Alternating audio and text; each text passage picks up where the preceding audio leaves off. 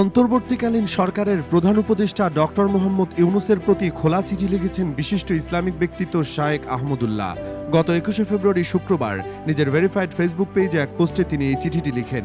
বিশিষ্ট Islamic scholar ওই পোস্টে লিখেছেন, মাননীয় প্রধান উপদেষ্টার প্রতি খোলা চিঠি। বিষয়, আল্লাহ ও রাসূল সাল্লাল্লাহু আলাইহি ওয়াসাল্লামের প্রতি কটূক্তি বন্ধে কার্যকর পদক্ষেপ গ্রহণের আহ্বান। মাননীয় প্রধান উপদেষ্টা, আমি বাংলাদেশের একজন দায়িত্বশীল নাগরিক ও সাধারণ মুসলিম হিসেবে একটি গুরুত্বপূর্ণ বিষয়ে আপনার সুদৃষ্টি আকর্ষণ করছি। সম্প্রতি লক্ষ্য করা যাচ্ছে কিছু ব্যক্তি ও গোষ্ঠী পরিকল্পিতভাবে ইসলাম ধর্ম, মহান আল্লাহ ও তার প্রেরিত রাসূল সাল্লাল্লাহু আলাইহি ওয়াসাল্লামের প্রতি কটূক্তি ও অবমাননাকর মন্তব্য করে চলেছে। একের পর এক এ ধরনের ঘটনা দেখে একে অত্যন্ত সুপরিকল্পিত, দুর্বিসন্ধিমূলক, অসৎ উদ্দেশ্য প্রণোদিত এবং সাম্প্রদায়িক সম্প্রীতি বিনষ্টের মাধ্যমে অস্থিতিশীলতা সৃষ্টির অপচেষ্টা বলে মনে হচ্ছে। বিশেষভাবে পাঠ্যপুস্তক পরিমার্জন কমিটির একজন সদস্যের বিরুদ্ধে জনগণের ব্যাপক ক্ষোভ রয়েছে।